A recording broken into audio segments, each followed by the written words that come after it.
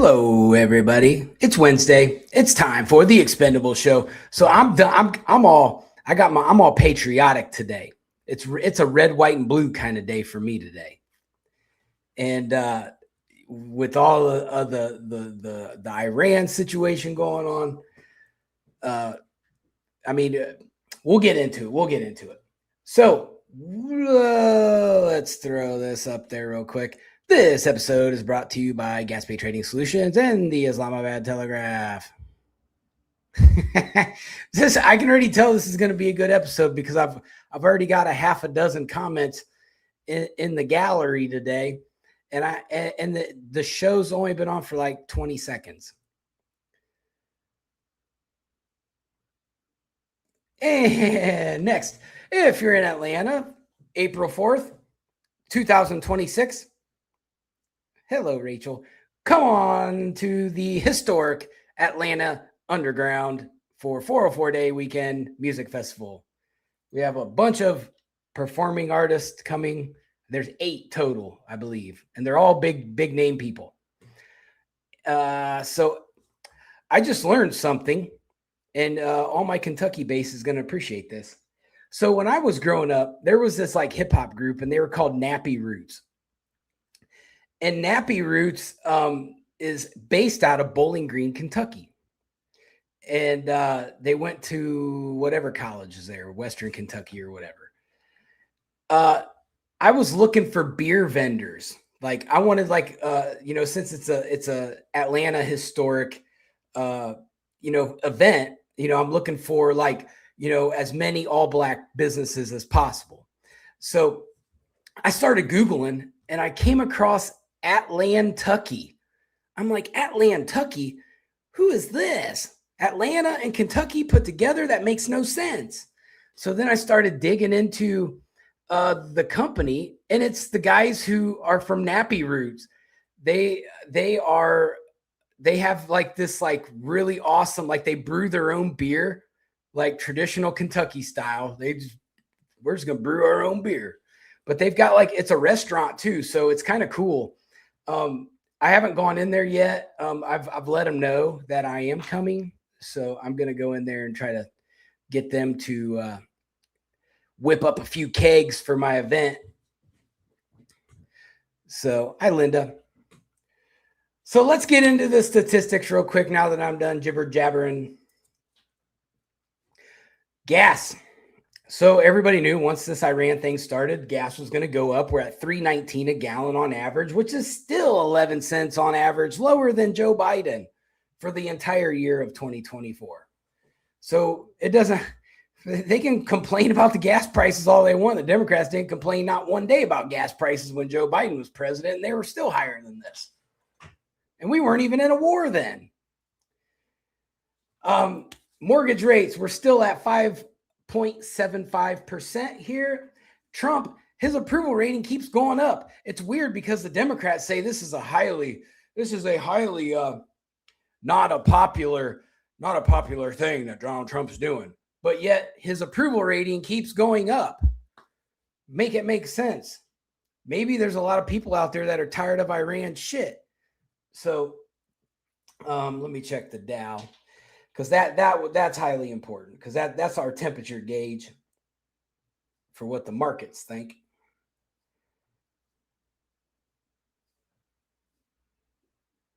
So the Dow Jones closed today a little lower than last week, so $48,739.41. So it did take a big spike. It was in the low 48s, and then it recovered and kind of plateaued off. I know that once they get you know what, Freddie, I'm going to agree with you on that, because there's no sense in gas prices being astronomical. I'm hoping that they can get, because 25% of the world's oil goes through the Strait of Hormuz. So once we gain superiority over that little 30-mile stretch there, the gas prices should go back down pretty quickly. But one thing that I hope everyone can agree on is that President Trump has proven that one president can manipulate the oil prices. I don't care how he does. I don't care if he makes a deal with the oil industry. I don't care how he does. I don't care if he tariffs the shit out of people. I don't care. If the gas prices go down, that's a big thing. I travel a lot for work, so gas prices is a weekly thing for me. So I'd like to think that if there's one thing that everybody can agree on is that Donald Trump proved that every president before him was full of shit, and that you can manipulate, as a president, you can manipulate the global oil prices. All this whole time, all these past presidents are going, there's nothing I can do about it. It's the Saudis. Okay. Well, I don't think the Saudis had anything to do with the oil prices dropping down at a 5-year low. So let's get into the U.S.-Iran conflict, because that is what the global topic right now is. So we're going to get into that. So U.S. and Israeli forces continue large-scale strikes across Iran, including Tehran, in multiple strategic cities. This is now the 5th consecutive day of operations, and they are just taking a beating. I agree with you, Rachel. But Iran's taking a beating. Now, I don't want you guys to get it twisted. Iran is hitting some targets. It's not like they're just sitting there just getting blown up. They're doing some blowing up too. There's a lot of blowing up going on. So, I forget. I got to look at my camera every once in a while. They yell at me on the Pakistan news. They're like, look at the camera sometime. So I have to look up at the camera sometime. That was a horrible Pakistan impersonation. Don't hold me to that. So the joint campaign is designed to degrade Iran's ballistic missile capabilities before U.S. and Israeli interceptor stockpiles are strained. Destroying launchers is central to preventing Iran from sustaining missile barrages. Now, there's been a development today because the Kurds came out of Iraq and they are the ground force right now. So the Kurds have rounded up their boys and they went in and guns a-blazing. So this is a regional war. They just fired missiles at trying to hit our base in Turkey. So now Turkey's mad. Everybody, I just don't understand Iran's war strategy here. They talk about we got all these missiles and we've got all these weapons and we got a bunch of submarines. Okay, but you can have zero brain cells on how to orchestrate a war. And that's the part that I think that a lot of these countries over there are not thinking about.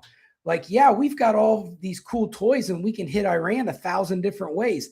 But what separates us from everybody else is we have a very, very in-depth strategy on how to attack someone and how to weaken them very fast. They basically have no Navy left. It was a brilliant strategy. Just hit the Navy as hard as possible. And now they're going to go after every launching station. So there's a lot going on, and it's going to continue to be a lot going on. I don't think this is going to end well for Iran. I was just looking through a bunch of stuff on Twitter or X. I'm never going to stop calling it Twitter. Because every time I say X, I think about my 2 ex-wives, and then I just get mad. But on Twitter, I see all of the people, the Arab nations in that area, and seeing what they're saying. They're basically saying the Ayatollah's regime is going to continue fighting until every one of them are dead. And that's how it's almost like fighting Vikings, where it's an honor to die. Like they want to die in battle against the infidels. The Vikings were the same way. The faster that they could get to Valhalla, the better off they were. So, that was an honorable way to die. So it's that similar kind of scenario. So I just, that's the only way I can explain it. It's like they're crashing out. Well, if we get bombed, just bomb something in every country around us. We're crashing out. Everybody's going out if we're going out. And it's just weird. It's just weird. Their military strategy was like kindergarten level. Yeah, we got bombs. That's it. But we don't know how to use them. We don't know how to strategically defend our homeland. We'll just blow up other countries and make the whole Middle East mad at us.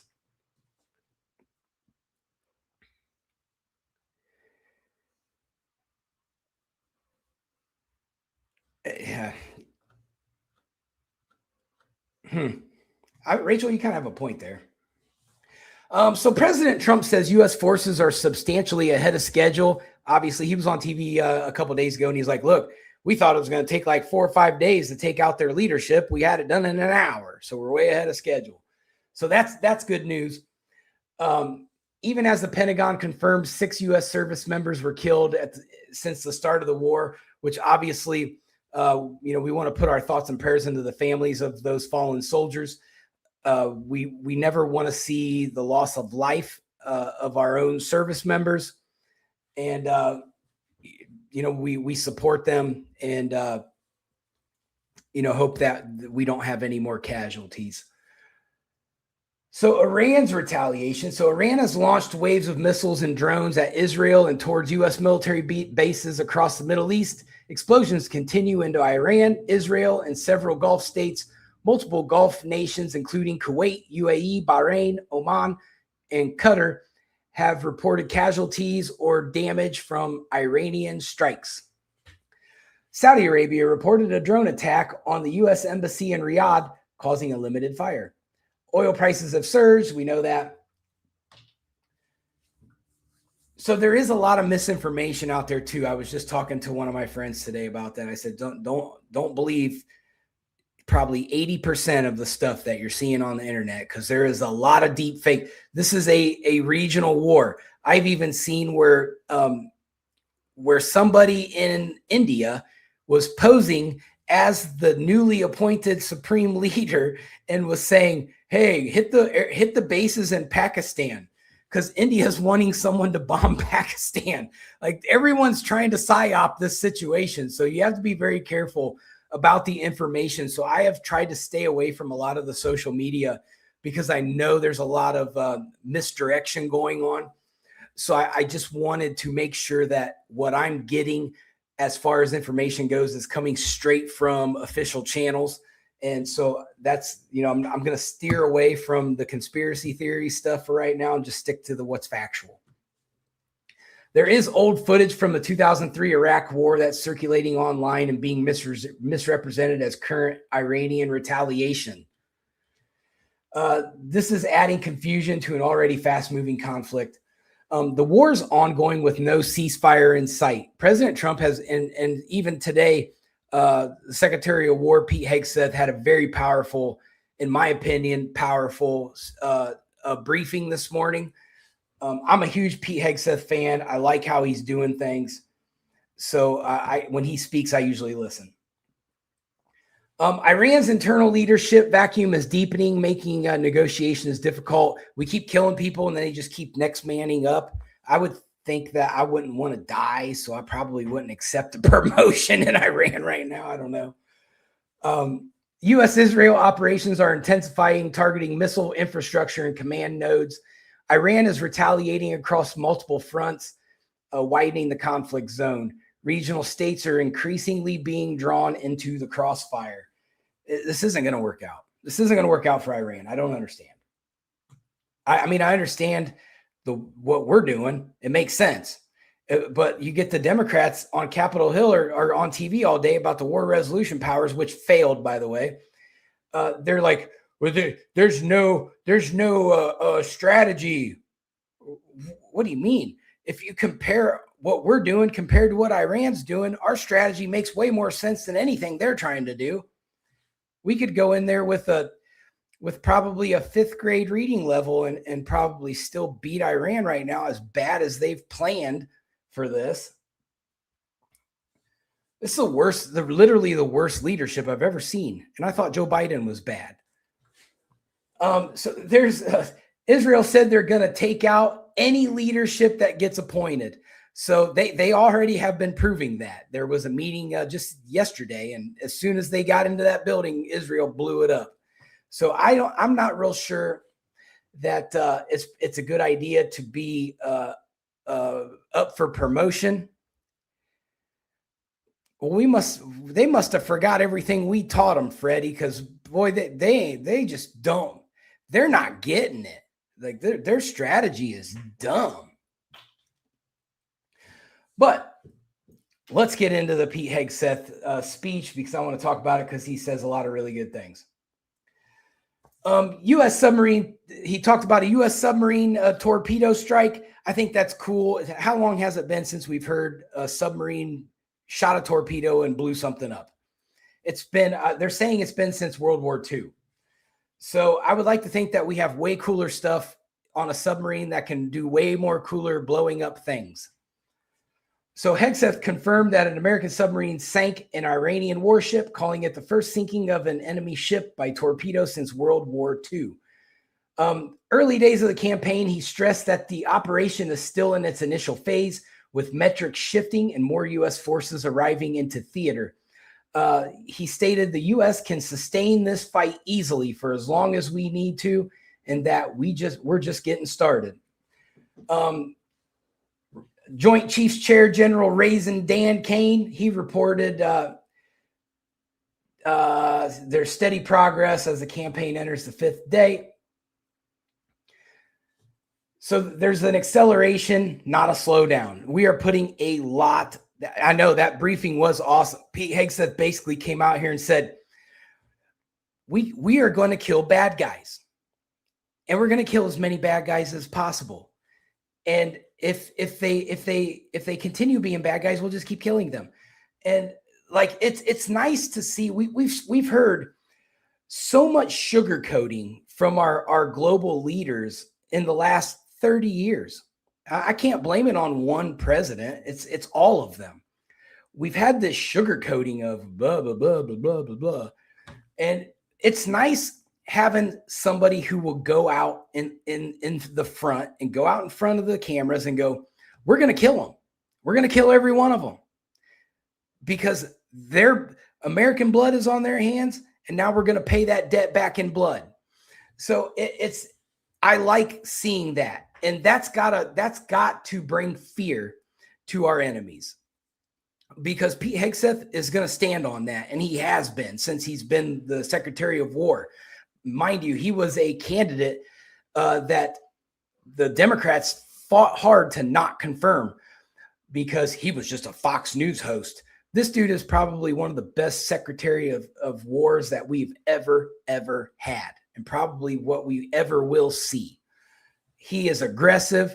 He's very, very detail oriented. He's got a great group of generals around him.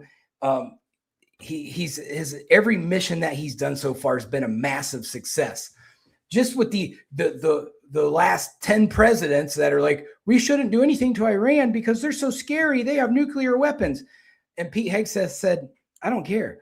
If we go in and we hammer them quick, fast, hard, and not let up the gas pedal, we'll win and we'll decimate them. They have no navy.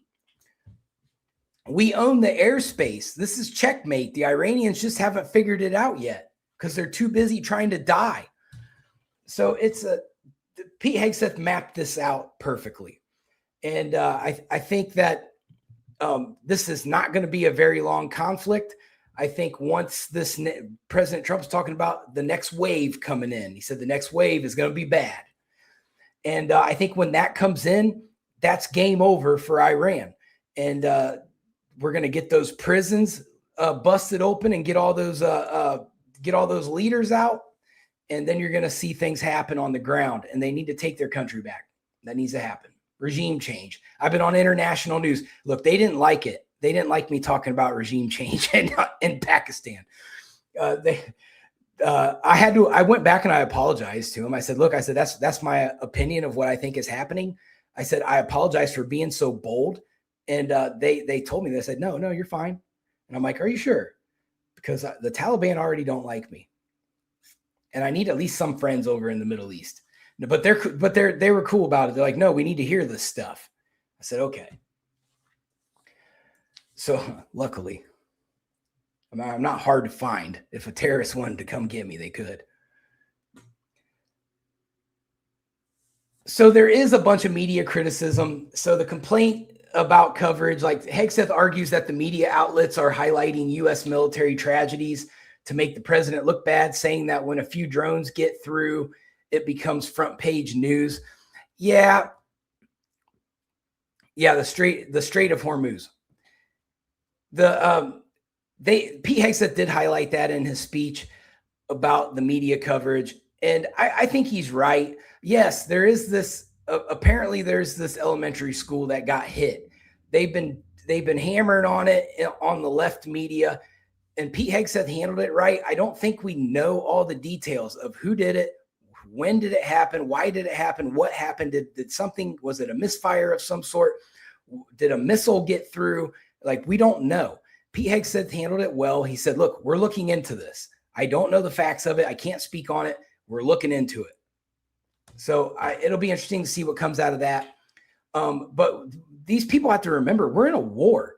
We're in a giant international regional conflict.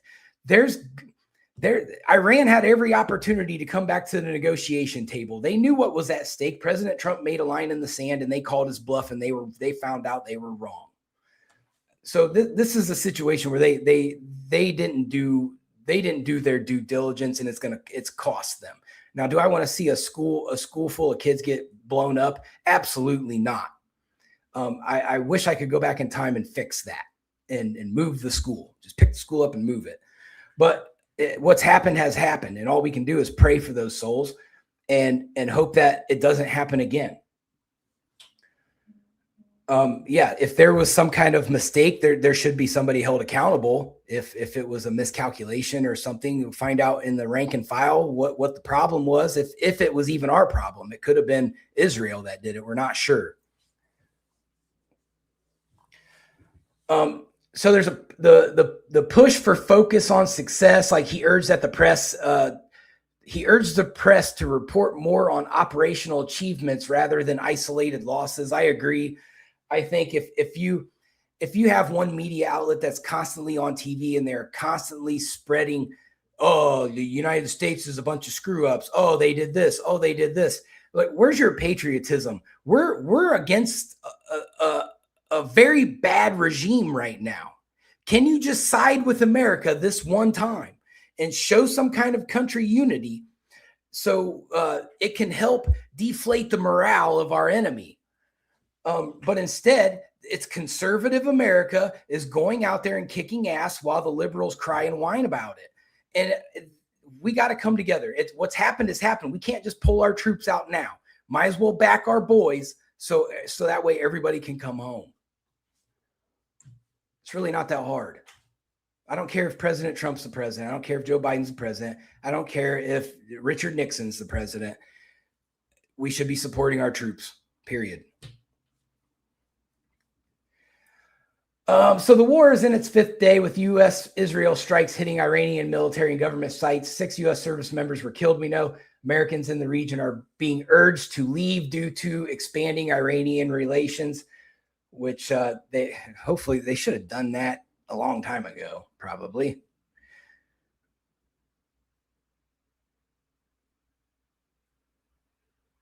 Yeah, I mean, Freddie, you're right. They're going to target groups.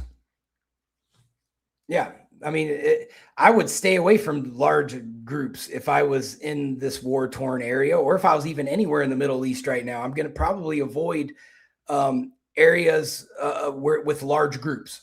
That's not, I mean, it's the same thing here when we have situations here. Like right now, I'm not going to a movie theater. I'm not going to go to a sporting event. I'm going to keep my happy ass right in my little area where I can see all the way around me. So, I mean, yeah, you're right. People should be avoiding large populated areas right now. Don't be in large groups. So I want to touch on this real quick. So there was a confrontation with Hakeem Jeffries this week with one of the Fox guys, Bill Malugin. So Hakeem Jeffries was having a presser. He took some questions. Bill Malugin finally got up. He was like, asked a question.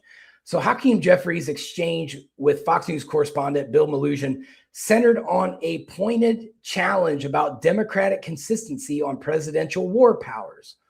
For one, we have to remember Article 2 of the United States Constitution and the Presidential War Powers Act of 1973 protect Donald Trump. We talked about this last week.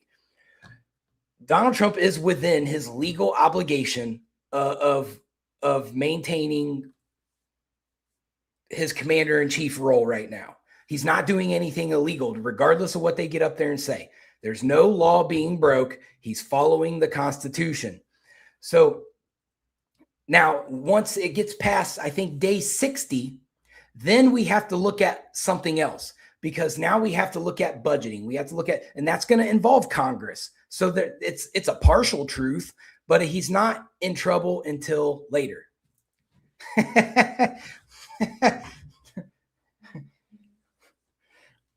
So we'll get into it. So Bill Malhusian asked Hakeem Jeffries about Obama's policy on where was it? It was Libya. So in 2011, Obama sent troops into Libya. We were there for 7 months without congressional approval. So it's one of those things that, I mean, yeah, Republicans probably did cry a little bit about that, but at the same time, we weren't trying to pass a war powers resolution because Obama sent troops into Libya. No, we just said, you know what? That's the commander in chief. We might not like it, but we got a job that needs done now. So go do it. So that's how it goes. So Hakeem Jeffries struggled to answer that question about, you know, why is it okay for Obama but not okay for Trump?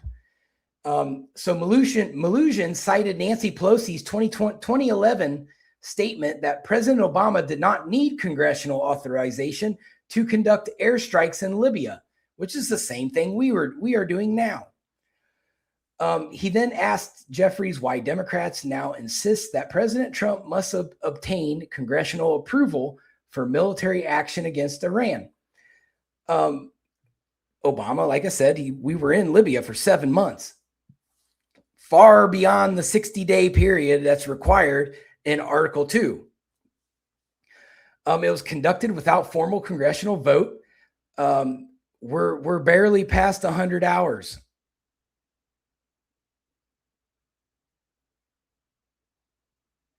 Oh, they just said that shipping collapsed in the Strait of Hormuz. I don't know what that means, but something just happened. Hopefully they opened it up so we can get the oil prices down.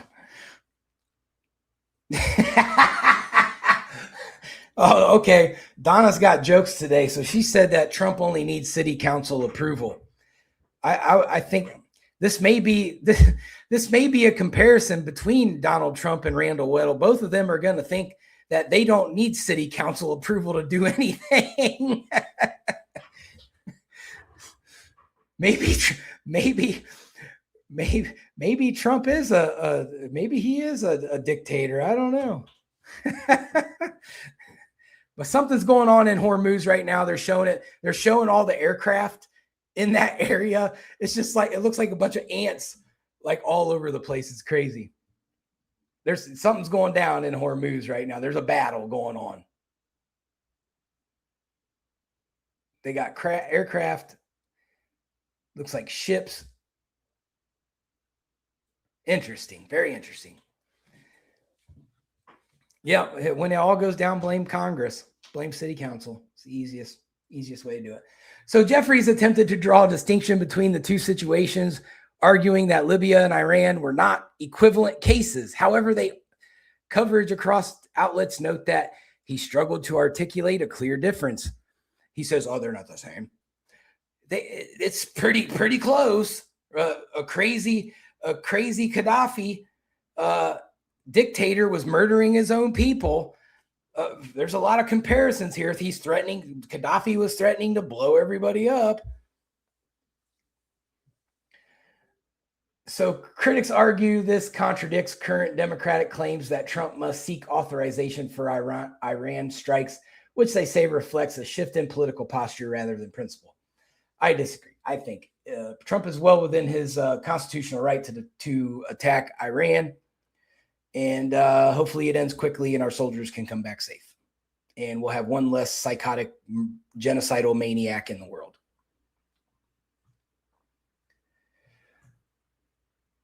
So next on the agenda, there were some primaries that were interesting that I was paying close attention to. Obviously, the one that the conservative media is talking about because they all hated Jasmine Crockett.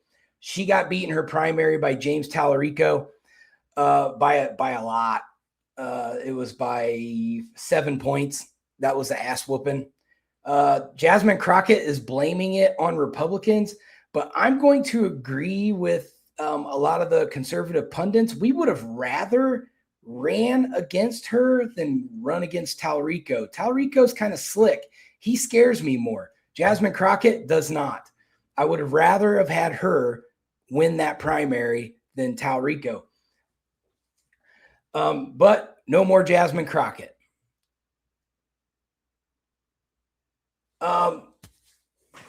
There was the interesting one in Texas with the U.S. Senate primary, which is the Talrico's waiting on the winner here. So you have John Cornyn and Ken Paxton. Now, John Cornyn is in some big trouble. His camp spent $100 million. Ken Paxton's camp spent $5 million. And Cornyn won by 1.2 points. But he didn't reach the 50% threshold, so they got to go in on a runoff. Now, Wesley Hunt was the third party in that race. I think he had like 13% of the votes. Those 13%, Wesley Hunt is a huge trumper.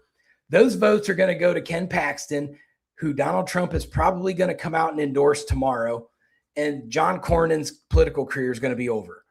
All of those Wesley Hunt votes are going to go to Ken Paxton. It's going to push him over the 50% threshold, and he's going to end up going against Talrico. Now, Ken Paxton is a 3-time winner in Texas. So the Texans like him, and I think he's probably going to slaughter Talrico. We'll see what happens, but I'm paying close attention to that. Keith Self, he won in a landslide in his primary in Texas, District 3. One-eyed Willie, Dan Crenshaw, finally goes down. Look, he's a Republican, but I can't stand Dan Crenshaw. I think he's a traitor to this country. He got beat by Steve Toth, who is he was a Texas state representative that bumped up into the U.S. race, and he upset Dan Crenshaw. Dan Crenshaw was on his way out anyway. He's bought and paid for by the military industrial complex, so he can get gone. Also today, the Minnesota fraud. This is the part that I don't understand. The Democrats pretty much during the questioning of this, like the Republicans didn't do a very good job of asking questions, I didn't think. I thought they sucked at it. But the Democrats didn't ask any questions about fraud. They asked questions about ICE all day. Now, I don't... Are we for fraud or are we against fraud, Democrats? Because you didn't fight for the taxpayer dollar in that hearing. Look, if we're talking like a couple $1 million, this isn't going to make national news. Fraud happens in every state. However, when you're looking at $19-20 billion of stolen taxpayer money, somebody's got to meet their maker over that. That's a lot of taxpayer money. And there needs to be a very detailed report from the state of Minnesota mapping out exactly who the fraudsters are, how this got through for so long without anybody noticing. Nope. Instead, you get deflect. Not my fault. I didn't know this stuff was going on. Tim Walz got caught lying about 8 times, and Ellison they got his hand in the cookie jar on recording. He's saying, "Oh, stopping the fraud's not my department." What are you talking about? You're the attorney general. Yeah, it is. So these guys, I don't know if just their IQ levels are at an all-time low, or what, or maybe I just put so much thought into politics every day that I'm in the game all day. But they should be too. They're politicians. So I don't understand how they can't just say, look, we are going to get with the FBI and we're going to map out this giant investigation and every single person who had a hand in this fraud's going to prison. But he won't do that. They won't commit to that. He says, well, we already sent a couple people to prison. No. Yeah, you're right, Rachel. A humongous audit needs done. Half of these states need Kentucky needs an audit too. Andy Beshear's got his hands in the cookie jar. Half of the Republicans in Kentucky have their hands in the cookie jar. It's not a party thing. It's a crooked politician thing, no matter what your party line is. It's just Minnesota got caught with billions and billions of it. The only reason why it's a big deal is because the number's so big. So the audits need to happen, and unfortunately, to do all 50 states, or and probably some of our territories, it's going to take a long time. You guys Kentucky has lots of issues. So there is that.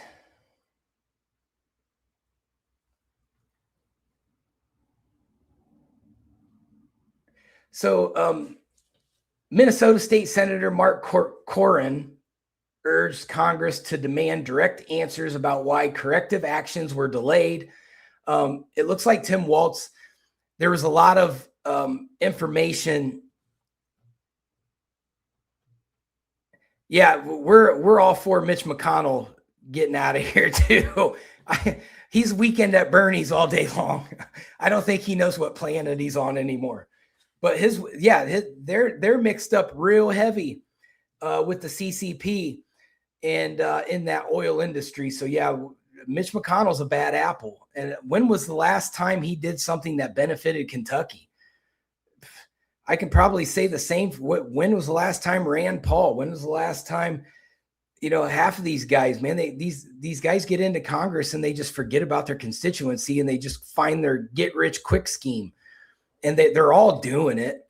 That's why Marjorie Taylor Greene got out. It wasn't because of Trump. It was because she was about to get caught insider trading and they was going to crack down on it. And she didn't want to lose her money. So, I mean, they're all in on it, man. There's no way. I wish if they would just tell me if they're not insider trading, I need them to give me the super business trade secret, whatever secret they got, where they can go in as like only having like $80,000, and then within like 2 years they have 30 million. Like, I need to know what that tactic is, because I need to replicate that, because I would like to have $30 million. So if they're not insider trading, then they need to let me know how they're doing it, because I need that money.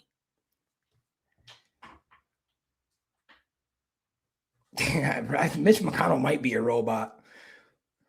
I don't know. That he freaks me out, man. It's like he's like a character on Five Nights at Freddy's. He's like an animatronic or whatever they call it. That's what he reminds me of. Not that I guess I've watched Five Nights at Freddy about 20 times. So in London, let's go to London, Kentucky news. There's a lot to report on. And no, I did not consult with the city council before I made nobody gave me my script today.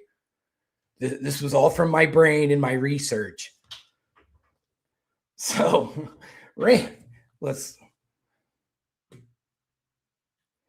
So Randall Weddle's involved in a new controversy.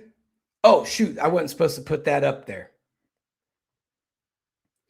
That was just Randall Weddle hanging out with the Freemasons. Imagine that. I don't know where that picture came from. So she claims Weddle, this is a lawsuit brought on by former London City Clerk Marcy Berry. Now, she basically whistleblows on a lot of stuff in this lawsuit, which is pretty well published and circulated by now. I'm probably one of the last people that actually looked at it for once. So she claims Weddle and city attorney Larry Bryson. I didn't have sexual relations with that woman. So there's my Bill Clinton / Larry Bryson impersonation. I just combined them like that. So Marcy Berry she was a clerk from 2021 to March 2023. She claims Bryson and then mayoral candidate. So this is before Weddle was mayor. And so they worked there. She's claiming they worked together to preserve Bryson's position as city attorney after it was jeopardized following the release of a scathing state auditor's report in 2022. Yeah, I saw that, Donna. I picked up on it. So obviously this isn't a fact by any means. That's for a judge to decide. This is what her lawsuit claims. So before all the Weddleites get all their panties up in a bunch, it's public information. You can go look it up yourself. So Bryson, in return, Bryson was in some trouble, apparently, according to Miss Berry, and he's reaching out to Randall Weddle. He wants to keep that city attorney job, but he knows that audit's going to come back bad from the state. So they make a deal, according to her lawsuit. So Bryson, in return, worked to get Weddle elected mayor, sometimes instructing Berry to share information from inside City Hall about his political opponents. Now, she makes this claim. She says that I saw this firsthand. They asked me to participate in it and be complicit. So when we look at the NCIC situation, I mean, does this not add up? The behavior of the Weddle administration aligns with Larry Bryson, who appears to have come up with this scenario. So I wouldn't doubt it if Larry Bryson is the one who came up with the phenomenal NCI. So who's really running the mayor's office? I don't think it's Randall Weddle. I think it's Larry Bryson. But that's my hyperbole.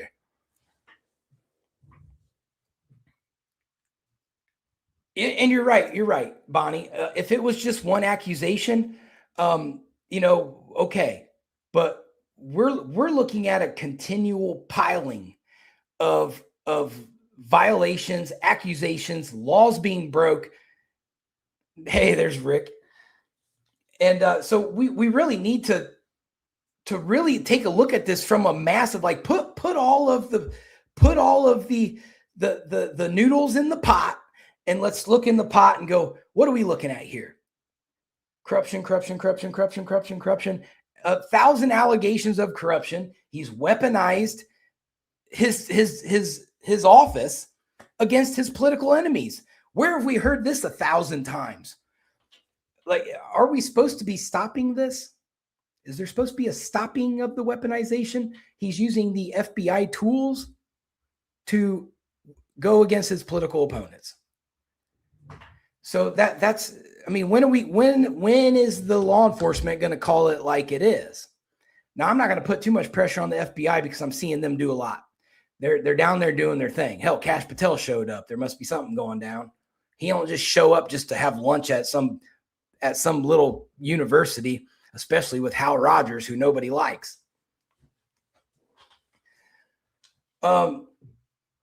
Berry also claims that she was repeatedly subjected to harassment by city employees during her tenure as city clerk regarding her attire, gender, and personal relationships. She claims both Larry Bryson and Randall Weddle harassed her. Where have we heard this? Is there another 1 + 1 = 2? Jared Hale says he was sexually harassed as well. He says he was harassed. So now we've got two different city employees filing a lawsuit claiming they were harassed by Randall Weddle. Is that so? We have two accusations now that have confirmation. That's called confirmation. So this is a sinking ship. This should be a sinking ship. This ship should be sinking. I can't believe Randall Weddle hasn't put his resignation in yet. He should.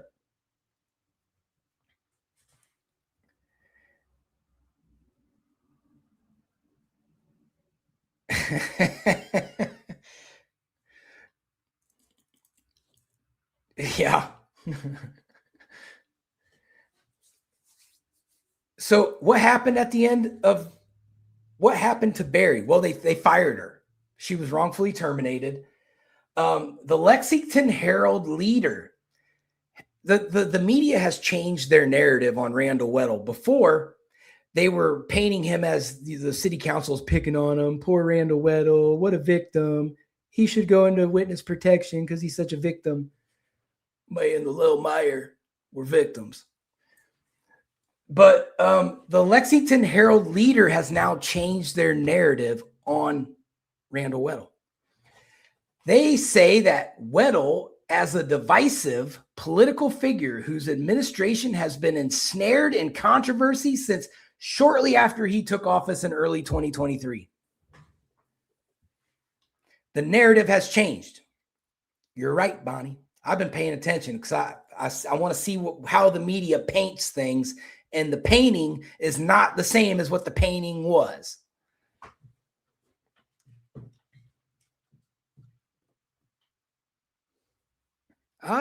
So we have, so Miss Berry was fired the day after an ethics hearing on council member Kelly Green, and Marcy would not lie. She would not lie because Kelly Green was demanding some resignations, especially from Larry Bryson. So yes, you are correct. Of course you're correct. You know, you have all the information. Well, the theory is that there was an attempt at a bribe, but they couldn't prove anything. So Bryson has served as staff attorney for the City of London since the late 1980s. How long does this dude need to be around? We all should have fired him like probably in when the dinosaurs were still around. I don't know. This dude's he's like 1,000 years old. He looks like Gandalf the Grey. He can't be Gandalf the White because Gandalf the White's a badass. He can be Gandalf the Grey, who falls in the fiery pit. So Bryson has served as a staff member since the 1980s. Wrap your head around that.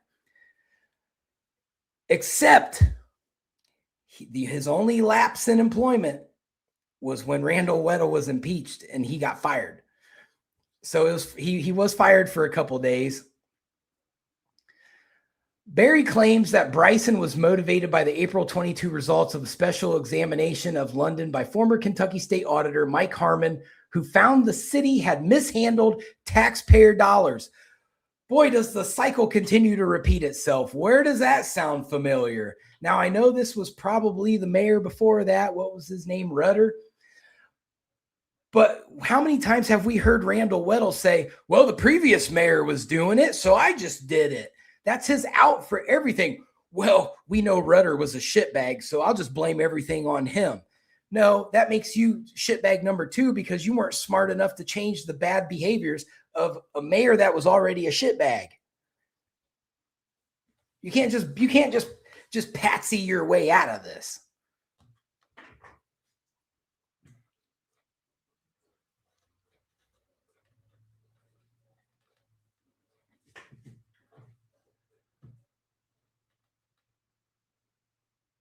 Whoa, I have not heard that story. Now I'm going to have to look into that because that's a new one for me. Out of all the stories I've heard about Grayson County, I have not heard about the hidden treasure. Now I got to dig. So what we're looking at with this accusation. So if this comes to fruit, what this is it's a quid pro quo. And a lot of people are going to be like, what is a quid pro quo? So it's when we'll get to the exact definition. So a quid pro quo means something for something. So it's basically, I'll scratch your back, you scratch my back, which is what it looks like that Randall Weddle and Larry Bryson did here. I'm not saying that that's what happened because we don't know all the facts of the matter. It's still pending in court. However, it looks like the way it's mapped out in this lawsuit, that's what happened. This is a quid pro quo situation. So it's a mutual exchange. One party gives something because the other party gives something of comparable value. In everyday language, it's similar to a favor for a favor. You scratch my back, I'll scratch yours. So a quid pro quo becomes more sensitive and sometimes illegal when the exchange involves public officials receiving something, money, support, gifts, a job, in return for official action. It can also get hairy in business deals where the exchange crosses into bribery or corruption. Not every quid pro quo is illegal, but every bribe is a quid pro quo. Just not every quid pro quo is a bribe. I think the people who had that, Freddie, probably need to send me an email if they're capable. In politics, it often requires to using influence or authority in exchange for a benefit, which is why the term appears frequently in investigations and ethics debates.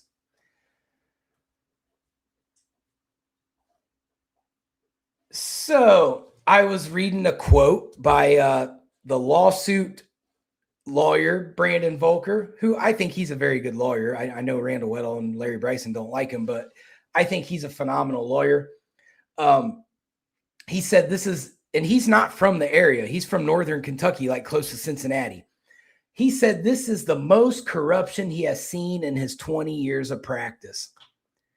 That's saying something, because you know what? I'm very familiar with the Cincinnati area, and there's a lot of corruption there. And if he's saying that London's worse, that's saying something. Now, I'm going to bring up a few things. So some of you have noticed, and boo. But News Nation, a reporter out of here in Atlanta, his name was Carlos something or other. He wrote a really nice article about Doug Harless and how the London PD murdered him and they got away with it. I was very happy to see that when it was forwarded to me. So that's a national news outlet. So that your town is circulating nationally. Now, I did write an article about Randall Weddle's relationship to Andy Bashir in the international circuit. So that did float around. But also, I watched a podcast that was provided to me as well. Somebody I hadn't wasn't on my radar, but now they are. He's an attorney, James White. He's a criminal defense attorney.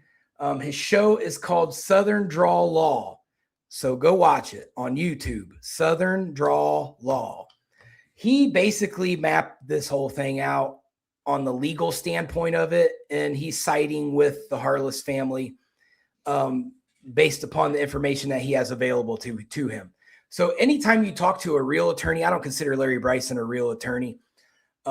He's like he should go hang out with Hal Rogers and Mitch McConnell at the honorary Mitch McConnell Hal Rogers Retirement Center, and just sit there and do nothing. But real lawyers who look at this case, they can't believe how corrupt it is and no one's done anything. And so they know that in order for it to continue going on this long, it's going to take higher powers. And so we know from the election campaign funds from Weddle to Bashir that there is a monetary situation there, that campaign finance laws have been broke, and which last I heard still pending. They're going to leave it pending until Bashir's no longer in office, along with all the other things Andy Bashir's illegally done since he's been governor. So there's that. Check out James White. He's very good at what he does. I'm not sure where he's from. I haven't really dug into it that much, but he does have a University of Tennessee. I think it's a football helmet on his wall. So I don't know if he's out of Tennessee or if he's out of Kentucky. I'm not quite sure.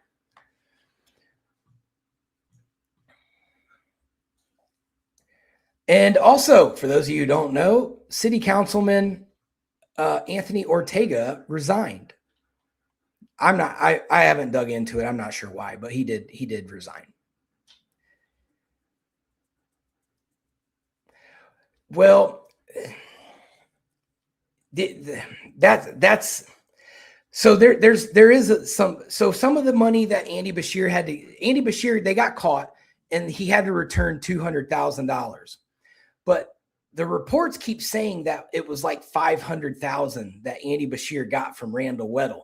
So they're only reporting 200,000 of it given back to Weddle. So my question is, where did the other $300,000 go? So that's something, and I can't seem to find a paper trail on it. It's like it just vanished, and they just don't talk. Nobody talks about it. But people, it's slipped up in the media here and there.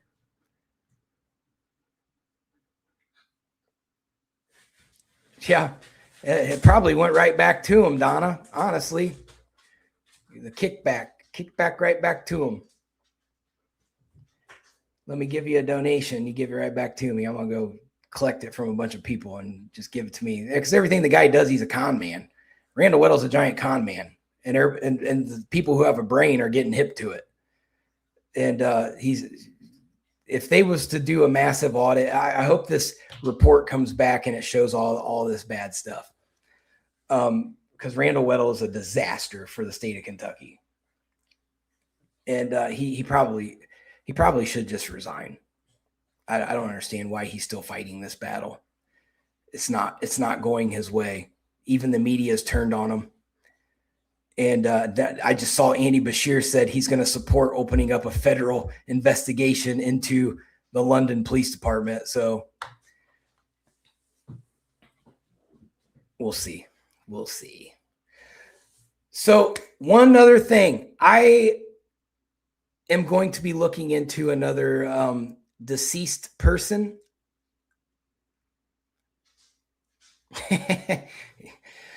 So I'm going to, Rob said, I'm an African prince, but I need your money to receive mine. I've seen that scam so many times. Like, wait a minute, if you're a prince, just fly over here and give me the money. Like, what are you talking about?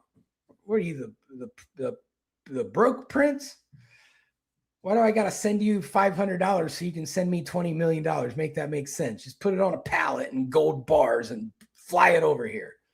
I'll give the airplane pilot a couple gold bars for bringing it over here.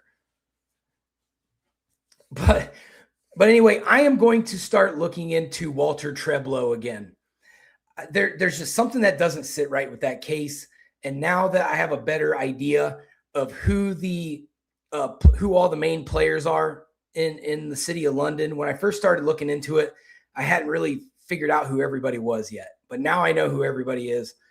And now I'm going to be able to piece that puzzle together. Something don't smell right there. It may be nothing. It may be as it is. But I'm going to look. And we're going to see what we come up with. And I'm still waiting on some lab analysis from McCreary County in the Darren Kidd case. So magically they found a bunch of blood in an abandoned house 8 years later. I'm not real sure what's going on with that, but they sent a bunch of blood samples that was found on the floor of this abandoned house in McCreary County that they think might be Darren Kidd's blood. So I'm waiting on the results of that to come back to positively identify or to rule out that it's his blood. If it does come back his blood, that case is going to blow wide open.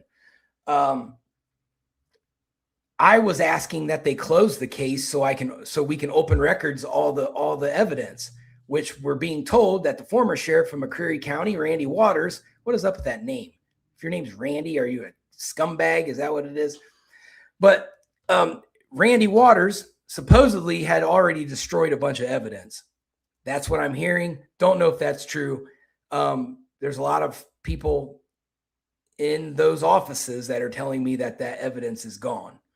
So it better not be gone, or Randy Waters has a huge problem. And he's running for sheriff again. He ain't going to win. Now he's going to be complicit into this cover up if it comes back Darren Kidd's blood. Because now we know he didn't drown. He was dumped.